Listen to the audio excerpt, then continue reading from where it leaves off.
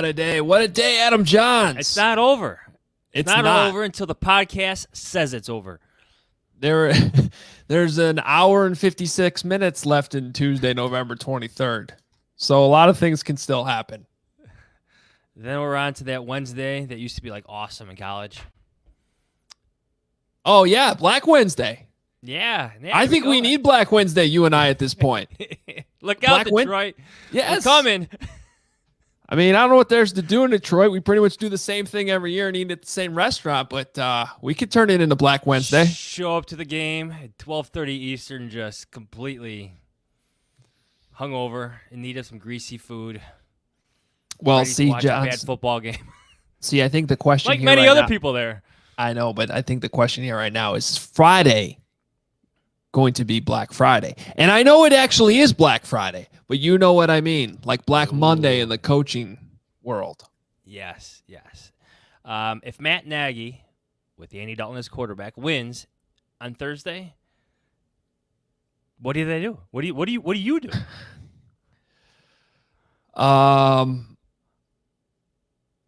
Well, I think that to answer that question is not easy. What if they win? Like everybody's just assuming they're going to lose. What if Andy Dalton goes out there and throws for 4 touchdowns and beats the hapless Detroit Lions? Because that's a bad football team. Let's not forget how bad the Detroit Lions are. Yeah, I was going to say, assuming the Bears are going to lose this game is kind of a silly thing. But hey, look, we got to get through today. We got to really digest what today was and what it means. And I'll ask you my question at the end of the podcast. Yeah, I think we'll get to that point where we can say that. But first of all, welcome everybody in. This is a live stream on YouTube, so we appreciate everybody watching.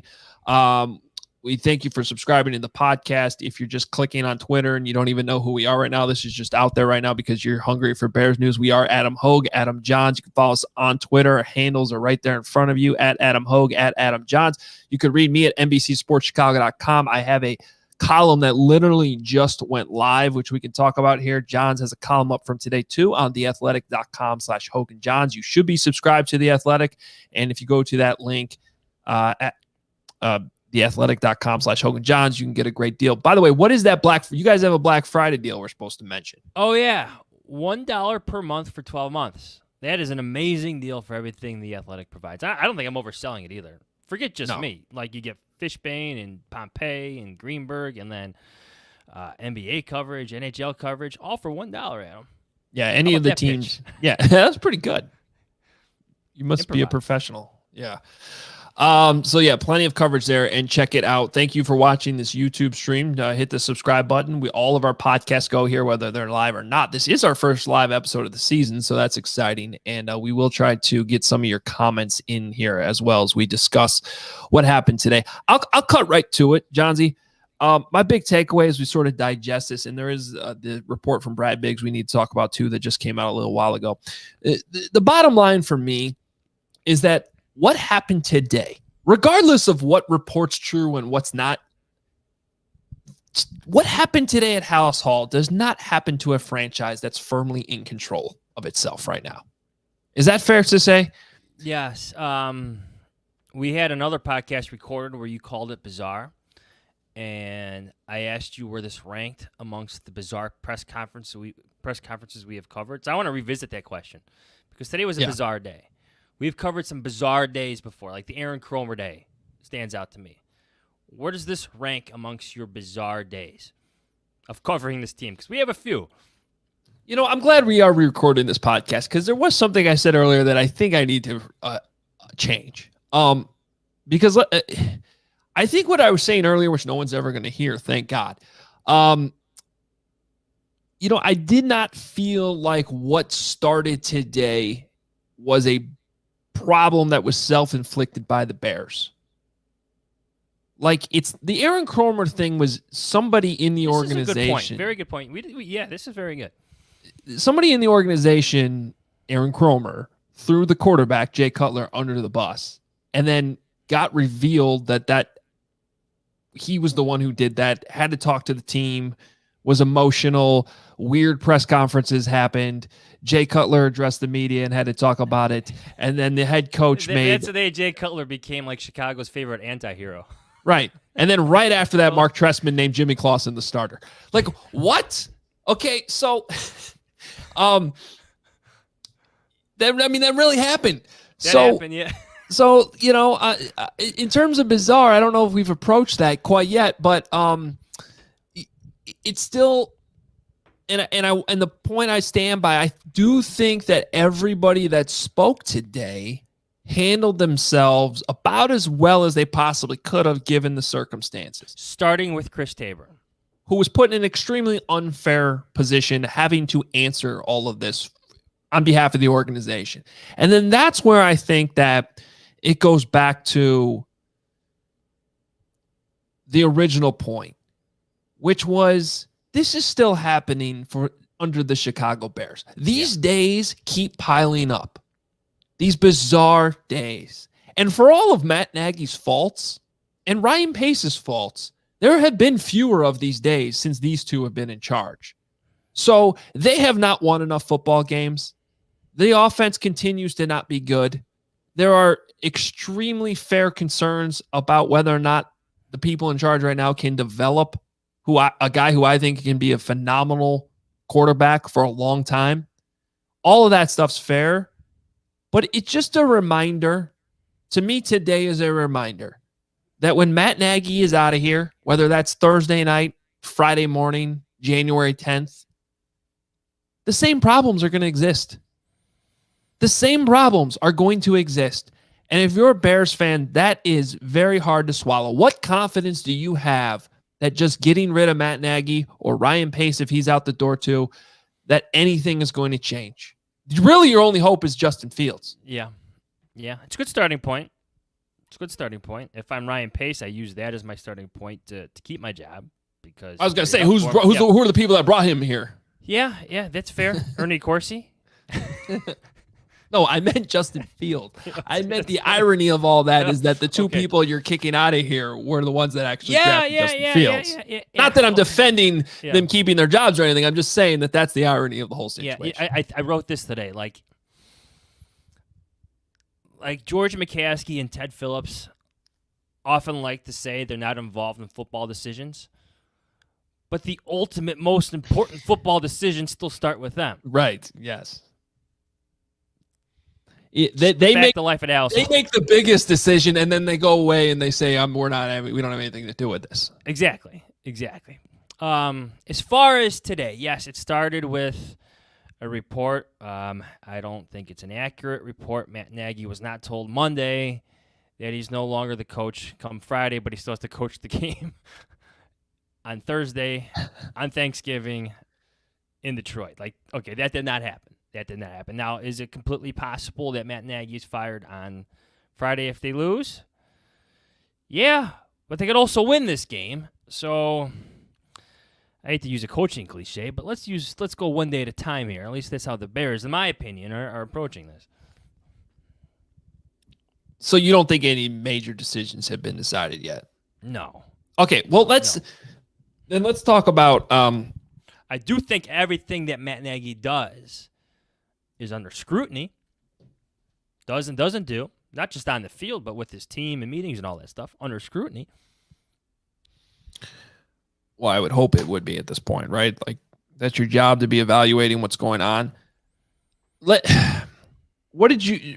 So about, I don't know, an hour and a half ago or something, Brad Biggs from the Chicago Tribune had a report out that basically said, because we heard from Matt Nagy today, and Nagy said that he had not talked to ownership. That was part of his denial of the report that he was already told he's getting fired on Friday, is that he hadn't talked to ownership this week.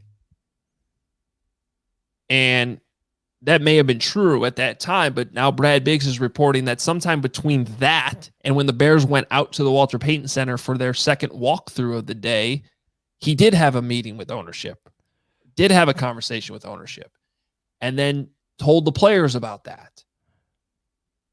And then canceled meetings the rest of the day.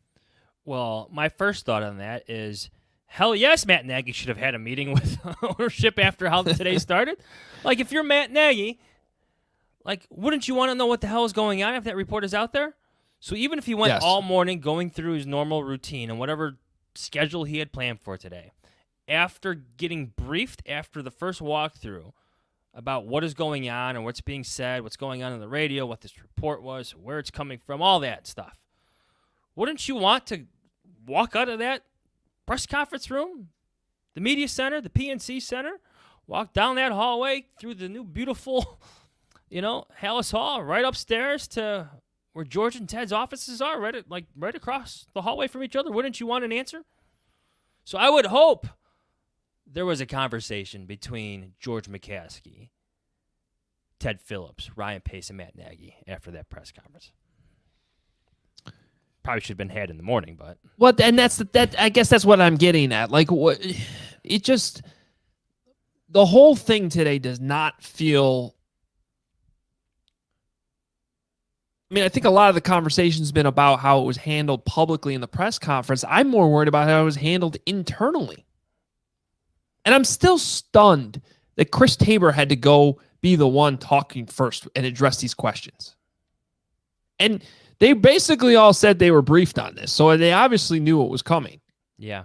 If there's one thing I've learned about covering the Bears, sometimes their business as usual approach is that flat out refusal that I think some people are looking for. Mm-hmm. That rebuttal that people are looking for.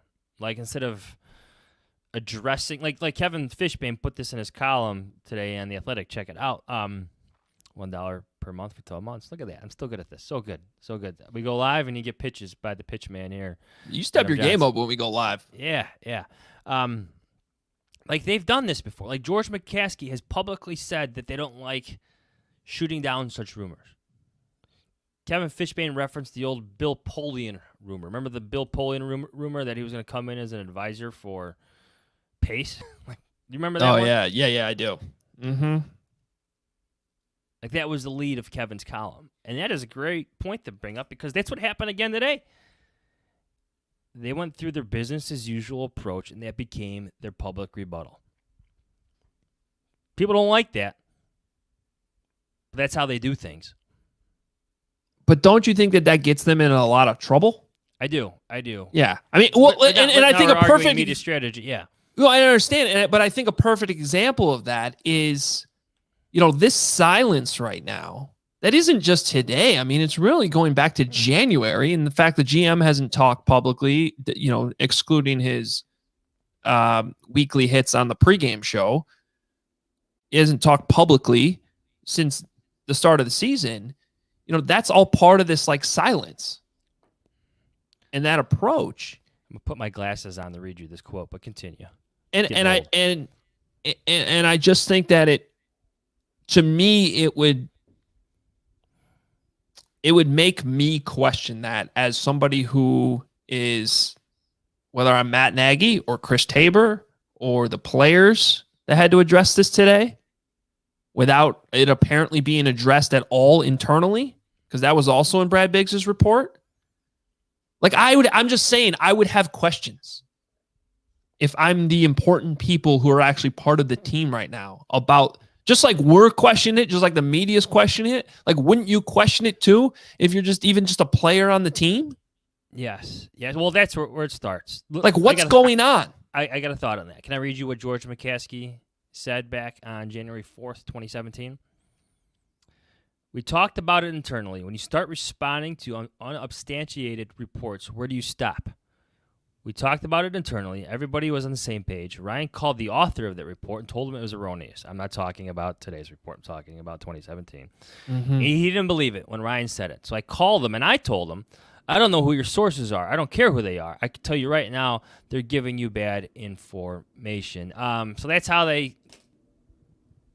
Bears attack things. Now, beyond that point, those reports are out there. And go ahead. Just my response to that, though, that's a strong denial. But they didn't say it that day. That was after. I guess that's my point. Yes. Do that strong denial publicly. Yeah. I think it reaches that point, especially in our media environment now. Like that, if I'm in charge of media strategy for a team organization, sometimes you just got to be in attack mode. And I realize you might be worried about like, when does it end? When does there's a difference between, and I'll say this, there was a report last week that came out regarding something going on at Hallis Hall that was completely different. Like, didn't reach the same level of credibility from where it came from, plausibility, anything. You did not hear us talking about it. Okay, what happened today was different. It created a firestorm that affected the people inside your organization. So I honestly, I almost think we're getting off track here. I actually care less about how it was handled publicly, and more. I actually find it more disturbing that it wasn't addressed internally. Like now, what's next? Well, it apparently was in some capacity, per Biggs' report. Now, like what's next? Like, does he have to readdress it in a better fashion with his team tomorrow? Like, does Matt Nagy show up on Wednesday prepared with a full statement for his team? Notes, everything. Like, and how they're going to, because then they're traveling to Detroit together in the afternoon. I know. There's time. You know their schedule. We know their schedule. There's usually a mock game before they travel. He always changes. More. He does change. Like, now I mean, that's another thing. Like about today, like he does change his schedule an awful lot. I mean, he shows up to, what's the running joke amongst media members? Like he shows up anywhere from like 15 to 30 minutes late for us. Like, so things change. I get that, but there are ample opportunities for him to at least set the record straight with the players, and I think that's really where it's at right now because they need to be in a good place for Thursday. I mean, but how do you get to that good place now? Yeah, I get it. A lot of that is just relying on who the players are. I mean, Allen Robinson today sounded like in a pretty good place. Now, I don't know if he could play, but publicly he seemed ready to go. I mean, he was ready to talk today. His podcast partner was breaking news about the Bears. Yeah. Which he made it perfectly clear he had nothing to do with. To me, the interesting thing about Allen Robinson talking today is that he then showed up as a DNP on the injury report, and the team's policy all year long, and usually in past years too, is that if you do not practice, you do not talk to the media. So Allen Robinson clearly wanted to address that whole thing today and clear that up. Which is and I think Fishbane made this point too in his column. Like, attack mode. Go ahead. That's how you address it. Yeah. Well, he had to. Yeah. I mean, I think he had some fires to put out or potential fires to put out, but luckily for him, there was another report this morning that required the head coach talking first. But yeah, that's where you're at when you're 3-17, my friend. I think Pat Manley had a good tweet a couple hours ago. He said, your job as an organization is to do everything possible to help your team win each week. The Bears did not do that today. Yeah. Yeah. That's a very player-minded tweet as well. Well, and that's my point. Like, and that was a big part, probably the biggest part of what Brad Biggs reported tonight, is that the players are not happy. And they're asking questions. And it's enough that it's turned into this now. Like, and again, like if you want to poke holes as the Bears right now into like what's true and what's not, and this is erroneous and this shouldn't even come out and blah, blah, blah. Fine. Look, the problem is big picture. This is today. Yeah. And you could have put, in my opinion, you could have put an end to it at 10 a.m. I think the problem with this is having covered this team, history tends to repeat itself. And days like this often precede firings and change. Right. From the Cromer thing to the Fangio Fox thing. Like these things often are a preview of the changes that are coming. They just are. Yeah. Kent, our producer, does a great job and is handling this right now. If you want to pop some comments up, because it's kind of hard for us to scroll through them on YouTube right now, but if you want to pop some comments or questions up, we can address those too. We're not going to be around here too much longer, but definitely needed to get together and address what was just obviously, as we keep talking about, a bizarre day at House Hall. And there's one from Justin. The question that needs to be asked: do you trust Ryan Pace to fix this? Well, you trusted Ryan Pace to trade up for Justin Fields, did you not? Like, Ted Phillips literally was in that room and celebrated with Ryan Pace after that move was made. Didn't stand in the way. Didn't say, no, don't do this. Celebrated it. And then all of them, Pace, Nagy, I'm not sure about Phillips, Pace and Nagy, they went up and celebrated it with George McCaskey right after that. All on board. So I think that's the biggest question, really. If you trusted Pace to trade up for Fields, do you trust Pace to build around Fields? Because that's the next step here. And that is a layered conversation for another live podcast one day. Yeah, you're right. I mean, the Ryan, and I totally agree with you on that. The Ryan Pace evaluation, I think, is a completely different story. That is completely layered. I think with the head coach, the wins and losses are a little bit easier to. Yeah, when you've had 4 years, a little bit easier to just look at and be like, all right, like, can you really survive a 4-game losing streak 3 years ago, a 6-game losing streak 2 years ago, or 1 year ago, and then another 5-gamer now? It's hard to hold everything together that long. I actually think Nagy in the past has done a pretty good job of that. Like, I that was the one thing that I think we could always point to. But I think that it gets back to the original point. You don't have days like today if things are under control. Right. Today felt like an out of control day. It did. Day's not over either. Yes. That question right there, is it true that Fields is mad at Nagy? I have no idea where that's coming from. He's probably mad that his ribs are hurt.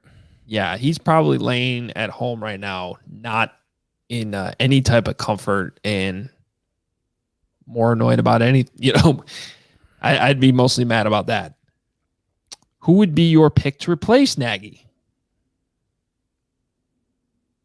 Can I, I think the trend of trying to pair young quarterbacks with some offensive mind, some young offensive mind, is a bit overrated. I've said this in previous podcasts, but go out and find the best leader that you can find who has an identity for his entire team, an identity for how he wants everything run. I just look at Mike Tomlin. I look at John Harbaugh. Those are obviously recent examples that the Bears have played, but then you look at what the Chargers did with Brandon Staley. I just think you just don't have to narrow yourself to that young offensive guy. I totally agree with you on that. Now, I think part of the problem is, like, this happens in other sports too. You pigeonhole yourself into one idea, right? You go too hard, an extreme to the opposite side, like you did when you hired Mark Trestman, and you got like too cute there. I think first and foremost, you have to hire somebody that can be a CEO of an organization, and most importantly, come in with an identity that he's not searching for 3 years later. Yeah. The brand of football has to be obvious from the start. And I would start with physicality. You're going to play physical football. I don't like that. I think it's a bad sign, having covered Matt Nagy and having covered Mark Trestman, when the team's identity is questioned at various points throughout their tenures. Because it's happened to both. Yeah. It's not good. They should know going in what they want and build a team that way. All right, so this question here brings us full circle, which is a good place to end because this is what you asked me at the beginning. Does Nagy survive a loss to the Lions? To be honest, the way things are trending this week, it's the first time in my 11 years covering the team that I could really foresee a firing happening in the middle of the season. I think Sunday crossed a line of probably anger, at least if I was in charge of the organization, seeing the way that played out, the questionable decisions that were made in game. Fields getting hurt has nothing to do with it, but still doesn't help the cause, right? And then to follow that up with a loss of the Lions, who have not won a game, especially in the context, always matters. So if the context is continued from today, where we're getting way more than just whispers that people aren't happy, things clearly not going smoothly today. They may or may not have canceled meetings tonight and shortened the day, and everybody went home not feeling great. And now they come back tomorrow and they travel to Detroit, and then they don't show up. Like, if you don't show up to Thursday morning and play hard, if it's just like a total collapse to a bad football team in the Detroit Lions, how do you not make a move? Yeah, the team quit on you. So I don't know what's going to happen, but I do think losing Thursday would be hard to survive. What do you think? I'd have to read that email announcement like 5 times just to be sure. I'm serious. I know I'm joking, but like I'm still kind of serious about this. Is because, man, we covered Trestman. Like if Mark Trestman can survive the Aaron Kromer fiasco and other things, I mean, let's not forget how bad that locker room was. And he got a full second season. Then Matt Nagy, who's been to the playoffs 2 out of the 3 past seasons, probably going to get a full 4th year. Yeah. But times change, people change, the way of doing business changes. That would be a loud and clear message from George McCaskey to the fan base. Absolutely it would be. But I got to see it to believe it. Then I got to see it again and read it again to make sure it's real, because we've covered this team long enough to know they don't do this. George McCaskey's on the record saying he doesn't like doing that. It's like when the White Sox hired Robin Ventura. I think I read that email 17 times before I was like, wait, what? Okay, I guess this is real. The guy's name was never mentioned in any report. It was just like an email you got from the White Sox. Like, Robin Ventura is the new manager. All right. Yeah. Is this the Onion? Yeah. You know, one potential difference for why, and it still boggles my mind that Mark Trestman made it to the end of that season, but I think maybe the explanation for that was that Phil Emery was in the middle of it. And if at that point, like, I don't think Phil Emery was going to make that move. Yeah. Mid-season. And then if you fire both of them, who's making the decisions? So okay. if who's making this decision? Well, I think that's a fair question. But if there is a scenario in which Ryan Pace is surviving, then you at this point need to already be thinking about next season, right? And what's best for the people remaining right now. Yeah. And so maybe the conclusion and all that is that a move right now does make sense, because it's clearly falling apart quickly. And you still have a lot of football to play. You still have games that Justin Fields can get better in. Yeah. Like, this season still matters. Not because you might make the playoffs, that's out, but because you have a young quarterback that still needs to get better. Needs to get healthy first, but yes, needs every snap he can get. But that's part of the layered conversation here. Is who's making that call? I don't, and that again is the silence, right? Yeah. It's all the silence. It's all the doubt it leaves you. That, and again, I go back to, and this is what I have in my column that you can read on NBCSportsChicago.com, just posted tonight. When the dust settles, let's just say it's even Friday. The question to you, Bears fans, if Matt Nagy's really gone, you might celebrate it, which is a whole nother thing. I don't think you should ever celebrate people losing their jobs, but you could be happy about the team moving on and trying to find a new head coach, which I get that too. Do you really feel that much better though? Because the question John just asked, who's fixing the problems? Because to me, the same problems that have been existing for decades, even beyond the people that are in charge now, are still there. Yeah, it applies if you fire Pace too. Yes. Almost even more so. What's your pick for this weekend? This Thursday. I keep going back and forth.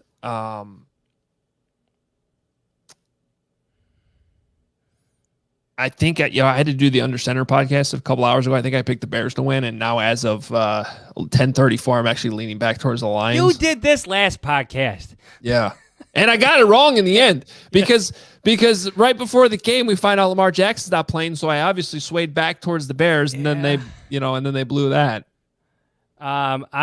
Here's my prediction. Andy Dalton's gonna go wild. He's gonna ball out. Oh my God. Now that may only be like 17 points, but he's gonna play well. With the fine ball out. That may only be 17 points, but he's gonna play well enough where there's gonna be like a nauseating discussion about whether or not Justin Fields should just sit for the rest of the year. Oh my God. Don't even stop that. I'm there. I'm already there. I got Bears winning 17-13. What are the comments saying? Lions 17, Bears 10, Bears 25-12. Some Sparty Green likes the Red Rocket. Don't even start with the idea that Justin Fields shouldn't play.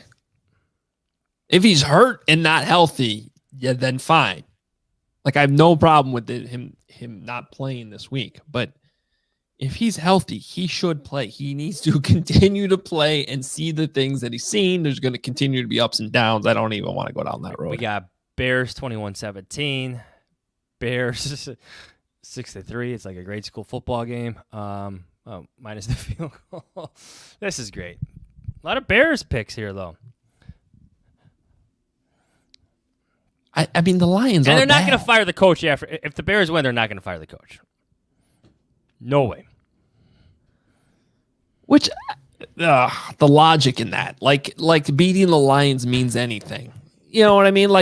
But losing to them means everything. If you ever, and this goes for any franchise, if you ever get down to like one game where like you are actually like the coach is coaching for his job in this game, it all depends on this game. That is so short-sighted. Yeah. No, I don't care for like any sport, college football. Like if it comes down to one game that you're making your decision on, that makes no sense. So, all right, we should probably get out of here. It's been a long day. It has been. Here's the deal. The voicemails from Sunday's game, they will be on the podcast version of this. So I know you're watching right now. You're just seeing the YouTube. But the voicemails will be on the pod because this will still get posted as a podcast. So if you really want to hear those voicemails, you can still check them out. They'll be on the podcast. Subscribe to Hoge Jahns wherever you listen to your podcast. You know that. That's where they'll be. So appreciate everybody that called in. That voicemail line will be open like always on Thanksgiving. We will cover whatever happens in Detroit. We will both be there, and it'll certainly be interesting. And of course, if there's any fallout on Friday, we will have it for you. That's how these things work. And we've been, Adam, unfortunately, we've been here before.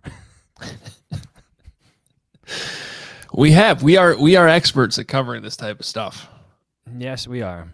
And we know that there's still an hour and 23 minutes left in Tuesday, November 23rd, and things can change. But you know what?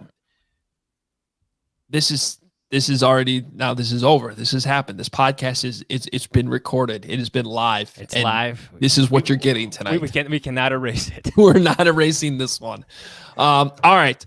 Follow us on Twitter at Adam Hoge, at Adam Jahns. As you see down there, obviousshirts.com for Hoge Jahns merchandise. Should definitely mention that because the sweatshirts are shipping right now. They are going out. I know a couple people got them today. We love seeing those photos. If you want to put them out there, we appreciate it. And hats are now available for pre-order. Beanies for the winter, trucker hats for the summer, or if you wear those in the winter too, they're there for you. So pre-order those. Those are up now. We appreciate all the support. And through the end of the month, portion of the proceeds going to benefit benefiting the 22Q Family Foundation. So we appreciate all the support there as we try to help raise money and awareness for 22Q. And for more on that, you can check it out. Go to obviousshirts.com for more information there. There's a link to the 22Q family information, or you can just go to the 22Q family website as well. A lot of information there for you. So thank you for all the support. Read us, NBCSportsChicago.com. Johnsy's at theathletic.com/Hoge Jahns. A ton to digest from today. We appreciate you guys watching live, contributing in the comments, going back, listening to the podcast, however you consume it. We appreciate you guys a ton. A lot more coming this week. Stay tuned. We'll talk to you on Thursday. Happy Thanksgiving, everyone. See ya.